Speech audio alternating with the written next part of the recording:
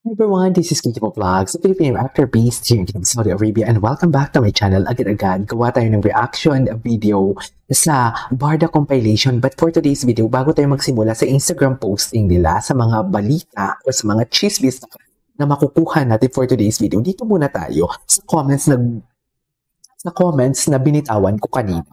I mean, sa comment section, sa video na, kasi gusto ko marinig yung mga thoughts and opinions ninyo eh. Kasi diba sabi ko nga, hindi natin alam ang totoong kwento for today's video about sa cup and everything.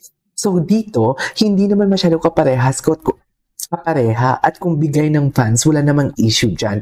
Bigay lang din naman pala talaga ng fans. Hindi naman tayo sure kung bigay ng fans and everything.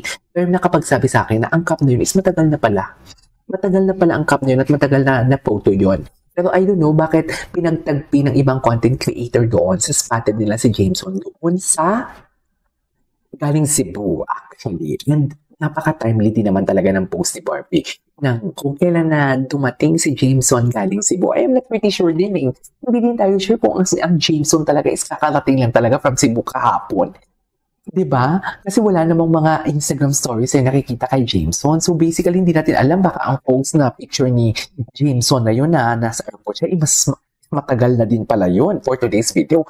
Tapos nang nilabas ni Barbie ang litrato na nakakap siya, tapos wait lang, may naalala sila na parang, may picture nito si Jameson na for today's video before. Sige nga, gawa natin ng kwento. Malay natin. Hindi natin sure. Baka yun talaga yung nangyari. Diba? So, diba, just imagine that. Parang alam mo yung parang, kasi hindi naman talaga bago yan sa kanila eh. Diba? Yung paggawa ng kwento. Hindi na talaga bago yan mga mami.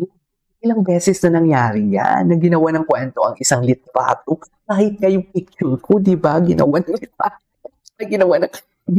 kwento. Hindi po, may sariling kwento pala talaga sila sa thumbnail ko. So parang, basically, hindi na natin maiiwasan yan mag-isip na it could be correct or malaki ang chances na hindi correct. Okay, ito yun ha. Hindi ako sure kung ang litrato na nilabas nila kahapon kay Jameson is pareha. Is same sa litrato ng kay Barbie. Kasi ang sabi ko ako, may relasyon nga naman talaga ang person. E di sana hindi na nila talaga yan ilalabas, diba? Itatago na lang talaga nila yung for today's video.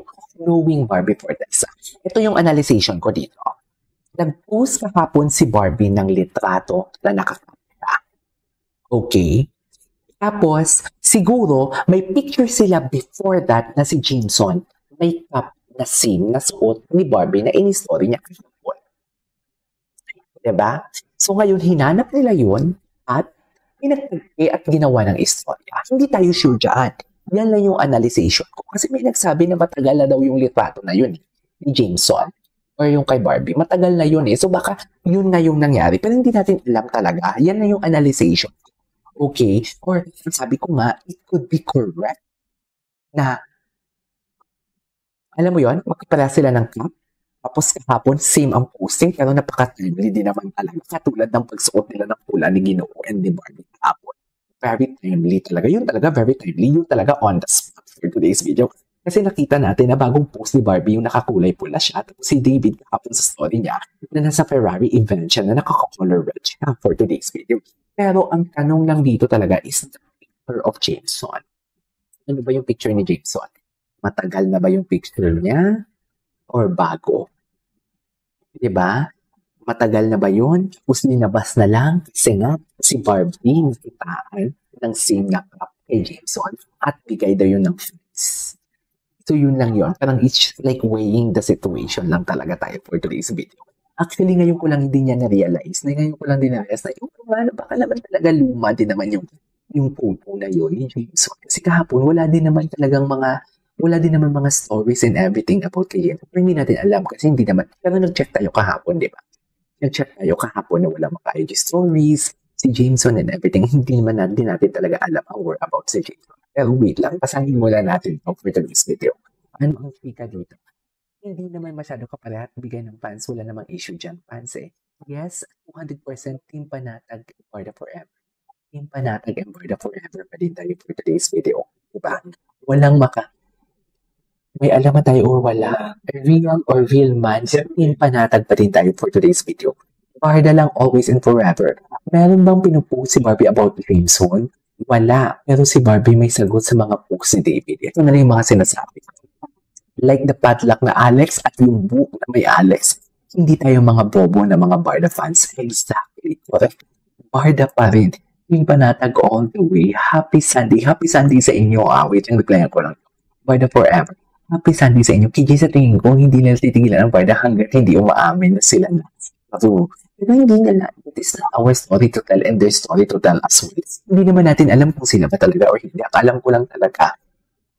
Yun na yun. Yung mga pahiwatig ko dito na minsan may ganun, may bisita ilas yung nagaganap. Pero, anyways, tapos wait lang na ba? Nakita ko pala sa ni Jim Panos ka, may dugong aso nang sabi niya, si KJ ba may nilabas na resibo na si Barb, na sila na si Barbie and si David. At yun, wala naman akong sinabi na sila na. Tsaka kung may resibo man ko, hindi ako katulad na i-invade ang privacy nila para may pangkain ako. Tandaan mo yan. Huwag mo akong itulad sa'yo, bakla. Diba? Na lahat ng litratong nakikita mo, is ginawa mo ng kwento. Kaya wag ako. Wag talaga ako. Third anniversary Barda Day pa naman. Barda Day pa na ngayon, tapos ito makikita ko, same ka. Ay, Fatima, hayaan mo na bigay daw po ng Cebu fans yung cup, kaya parehas, manatag at matatag. Ang bigay ng Cebu fans. Okay, love ko pa naman yung Cebu, pero ngayon sa mga bigay daw yung cup ng Cebu. Hello, KJ Panatag here. No matter what, we love Barda. God bless us all. God bless you. Bigay daw ng fans yun. Bigay pala ng FS nila. Luma na yung pick ni Bibi. Yun ngayon nanood. Kuno sila ng sini. Solid pa na. Luma na pala yun. Pero it's either luma. So basically, luma post or what? I don't know. Pero kung luma yun, I think ang luma doon is yung kay Jameson. Kasi si Barbie mismo ang nag-post ng app niya. Tapos, sinundan na lang talaga or ginawa na lang talaga ng istorya ng mga kung sino-sino man ang pwedeng gumawa dyan for today's video ng istorya para lang ma-connect lang talaga dito sa posting ni Barbie. Anyways, punta tayo dito. Ay, asa na yun? Dito tayo sa Instagram posting. Ay, ito si James. Wait lang. Ay, hello. Wait lang, ano nangyari, mami? May story pala si Jason. So, tingnan ako yung story ni Jason. Nag-asa pala ngayon si Jason. Nakita ko sumayaw siya. Tingnan natin yung posting ni Ginawa. Kung may posting si Ginawa, si Barbie. Ay, ito yun. Ito ba yun? Ganyan ba talaga dapat Ginawa? Nakapula. Napaka-timely din mo. Kita na talaga mapaglaro din. Kasi nakapula din si Barbie kahapon sa post eh. Diba? Kaya din ang Barbie natin.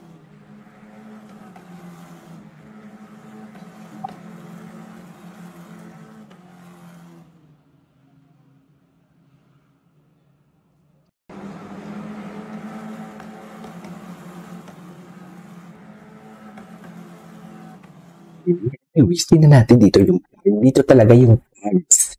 For sure maraming tags for today's video. Ay wala. Tingnan natin kay Barbie kasi si Barbie may posting kahapon.